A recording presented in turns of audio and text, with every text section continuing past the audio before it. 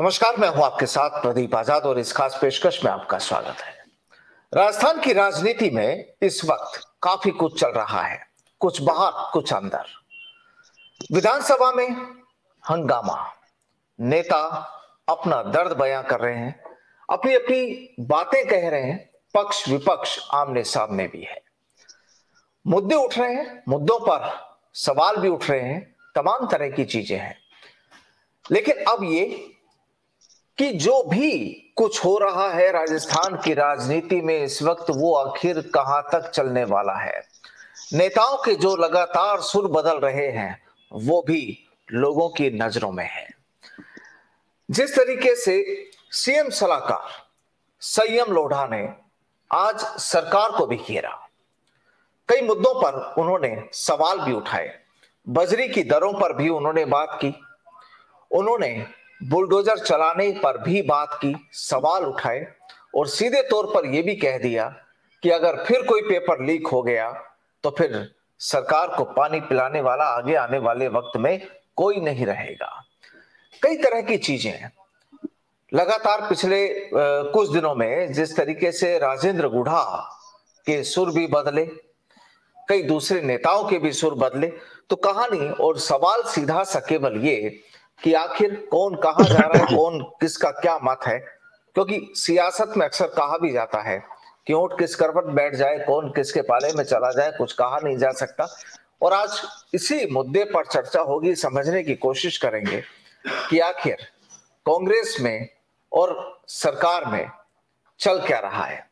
आज इसी मुद्दे पर बातचीत होगी और बातचीत के लिए हमारे साथ मौजूद हैं कांग्रेस के वरिष्ठ नेता सुरेश चौधरी साहब। चौधरी साहब, इस समय एक बार फिर वही सवाल दोहराएंगे कि चल क्या रहा है, क्योंकि पिछले कुछ दिनों पहले तक जिस तरीके से सचिन पायलट भी एकदम से सक्रिय हुए थे, कई उन्होंने सभाएं भी की थी राजस्थान में और एक माहौल एक अलग ही बना था, लेकिन अब वहां से भी कुछ विराम है।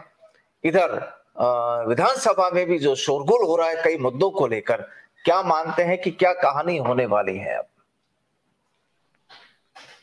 देखो प्रदीप जी, सचिन पायलट जी ने किसान सम्मेलनों के माध्यम से और युद्ध से जुड़ने के माध्यम से कांग्रेस पार्टी का प्रचार प्रसार कर रहे थे, लोगों से मिल रहे थे, सीधा जुड़ाव कर रहे थे।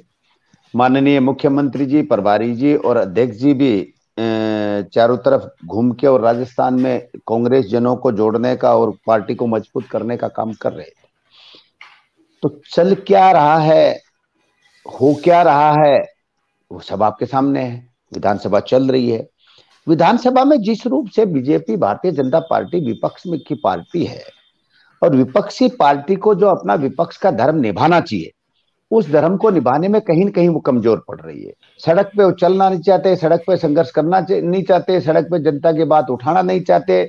और जनता के, मैं आपको कहना चाहूंगा, इन्होंने एक यात्रा निकाली।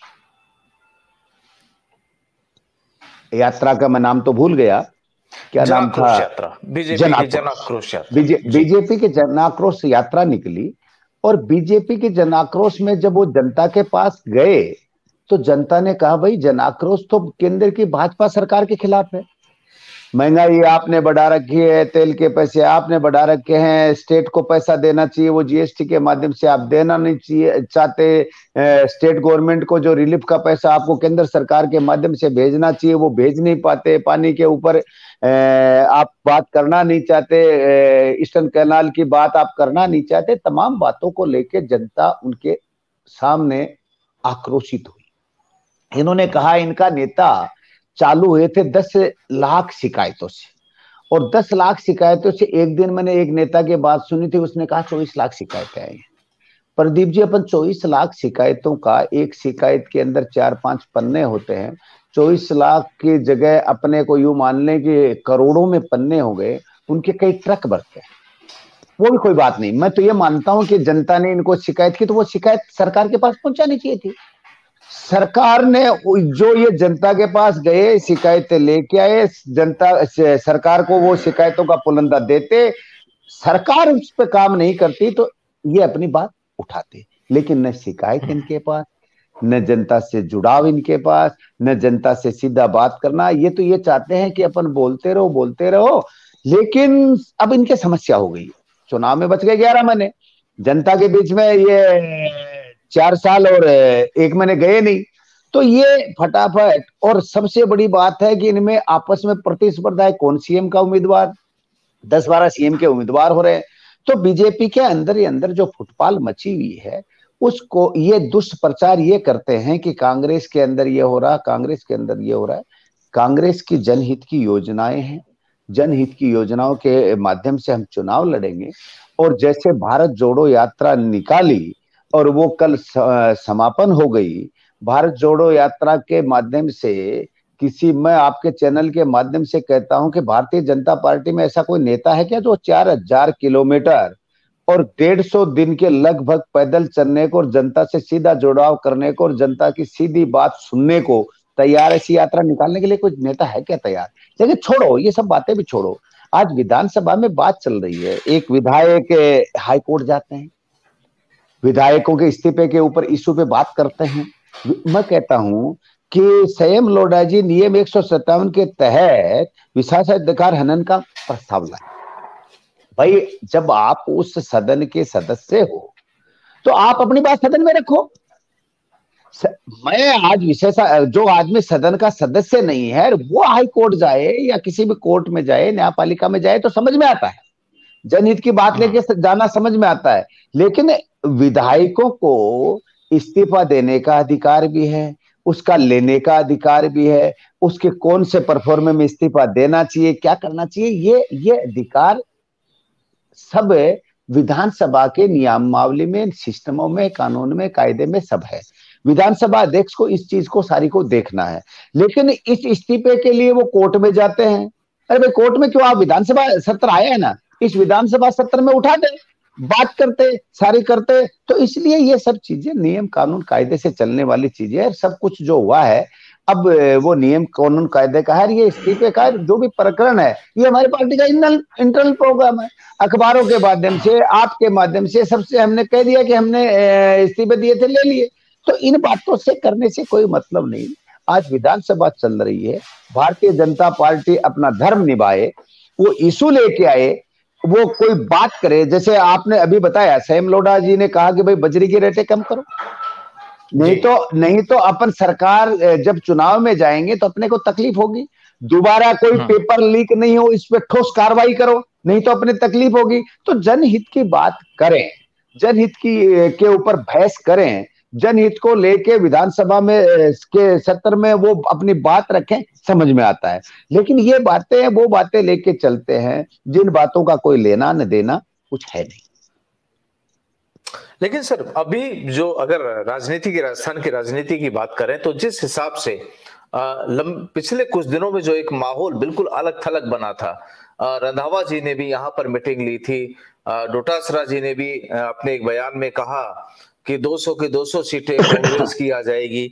सवाल सीधा से ये उठता है कि जब कांग्रेस का संगठन ही अभी पूरी तरह से मजबूत नहीं हो पाया, तो किस तरीके के तो ये बयान जो पब्लिक डोमेन में जो सामने आते हैं, क्या पब्लिक समझती है? नेताओं की भाषा को भी अब तो पब्लिक भी समझने लगी है।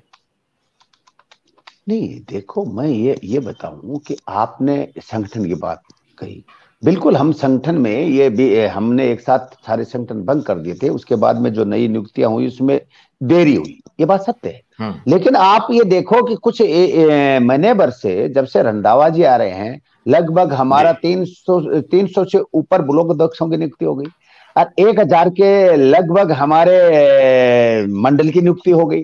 रोज इस पे कार्रवाई चल रही है, रोज कोई न कोई नियुक्ति हो रही है, रोज संगठन की चर्चा हो रही है, रोज संगठन पे चिंतन और मंथन कर रहे हैं। कुछ टाइम हमारा 2-3 दिन, अब मान लो कि अध्यक्ष जी को कश्मीर जाना पड़ा, वो चले गए, प्रभारी जी भी वहां है, माननीय मुख्यमंत्री जी का स्वास्थ्य 5-6 दिन से थोड़ा नरम है, स्वास्थ्य खराब है, तो ये चीजें चलती रहती है। लेकिन कांग्रेस पार्टी ने कमर कस ली है, अपने संगठनात्मक स्थिति भी मजबूत कर रहे हैं और बजट के माध्यम से सरकार को जो चीजें घोषणा करनी चाहिए, सरकार को जो बात करनी चाहिए, सरकार को जो चीजें जनहित की लानी चाहिए, उन सब पे हो रहा है। बार बार आप मुख्यमंत्री जी सुन रहे हैं कि मेरे चारों बजट पहले भी अच्छे थे, ये पांचवा बजट भी ऐसा जनहित का आएगा, युवाओं के लिए आएगा, पिछला बजट किसान के लिए था। तो इन सब बातों को लेके जनता, राजस्थान की जनता जागरूक है। राजस्थान की जनता को पता है कि बेहतर विधायक हैं भाजपा के, 25 सांसद है, 25 सांसदों ने आज तक राजस्थान के हित की बात प्रधानमंत्री जी से नहीं की। 72 विधायकों ने आज तक प्रधानमंत्री जी से राजस्थान के हित की बात नहीं की। ये सारे लोग जनता के वोट लेके जीत के लोकसभा और विधानसभा में आए, ये जनता के वोट लेके आए। तो जनता के सुख दुख के हिस्सा बनना, केंद्र में इनकी सरकार है, इनकी भी नैतिक जिम्मेदारी है, इनका भी बराबर का हिस्सा है।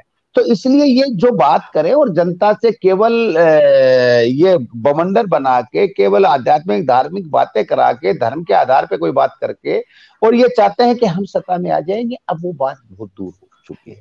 देश की जनता समझ चुकी है। देश की जनता को आज पता है कि बेरोजगारी की हालत है, महंगाई की क्या हालत है।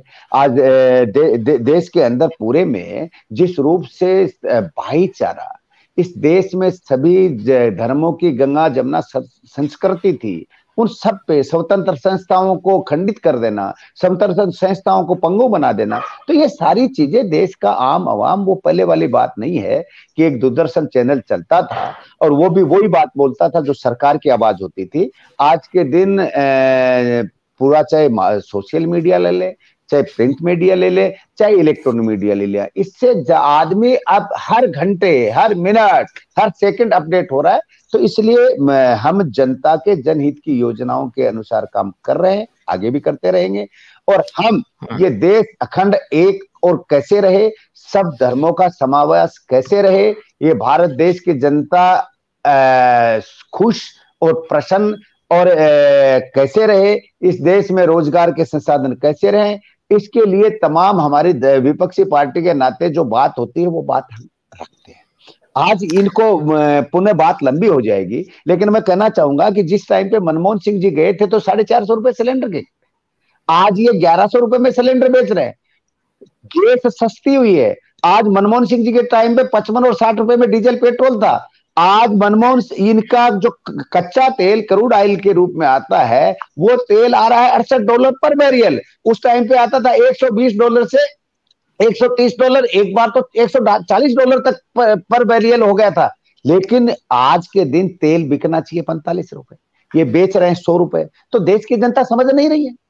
आज रोजगार के लिए बात नहीं करते। जब 9 साल पहले ये सत्ता में आए थे, इन्होंने कहा था कि हम 2 करोड़ लोगों को रोजगार देंगे, तो 9 दूनी 18 करोड़ लोगों को रोजगार देना चाहिए था। और आप आश्चर्य करेंगे सुन के और समझ के, और अपने को आश्चर्य होगा कि केवल 7.5 लाख लोगों को रोजगार दिया है। तो इसलिए ये देश की जनता समझ गई है, देश की जनता जान गई है। और राष्ट्र के और इनके नियर डियर उद्योगपतियों का क्या हाल है, वो भी आजकल सुर्खियों में है। तो इसलिए 2 व्यक्ति और 2 उद्योगपति इस राष्ट्र को चलाएंगे, तो ये हालत ऐसे ही होने हैं। इसी के लिए राहुल गांधी चिंतन कर रहे हैं।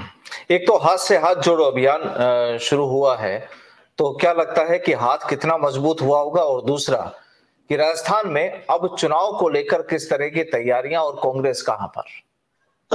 देखो प्रदीप जी, हाथ से हाथ जोड़ो अभियान की हमारी 26 तारीख से सारी तैयारी हो गई। सभी जगह हमारे जो ऑब्जर्वर लगाने हैं वो हमने हर ब्लॉक तक लगा के कंप्लीट कर दिया है। हर व्यक्ति अपने अपने ड्यूटी की जिम्मेदारी समझते हुए अपने पॉइंटों पे चले गए हैं। और ये हाथ से हाथ जोड़ने का अभियान हमारा 2 महीने चलेगा। इस 2 महीने के अभियान में हम इनकी तरह हम 18,000 लाखों किलोमीटर चलिए नहीं, हम सीधे वोटर के पास जाएंगे, बूथ के ऊपर जाएंगे, सीधे वोटर से संवाद करेंगे, हमारी जो योजनाएं हैं उन योजनाओं को बताएंगे, हमारी फ्यूचर प्लानिंग है वो बताएंगे, हमारे संगठन के तमाम अधिकारी और पदाधिकारी और पार्टी के काम करने वाले हमारे पार्टी के लोग सब हम जाके जनता में हमने 4 साल में क्या किया राजस्थान की सरकार ने वो बताएंगे। हमारी केंद्रीय पार्टी की, राहुल जी की, सोनिया जी की, प्रियंका जी की, खड़गे जी की क्या योजना है, राष्ट्र के लिए हमारी क्या प्लानिंग है वो बताएंगे।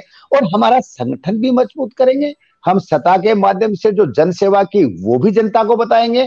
और ये अभियान हम सीधा इनकी तरह वाई लेने का और आक्रोश की बात करने का जो सिस्टम था इनका, वैसा नहीं है। हम जनता की सेवा करने के लिए, जनता ने हमें, जनता का काम करने के लिए, जनता की सेवा करने के लिए वोट के माध्यम से हमें जो इलेक्ट किया था, हमारी राजस्थान में सरकार बनाई थी, उसका हम लेखा जोखा लेके जा रहे हैं। लेखा जोखा बताने हम सीधा वोटर के पास जा रहे हैं, तो इसमें हम बिल्कुल सफल होंगे।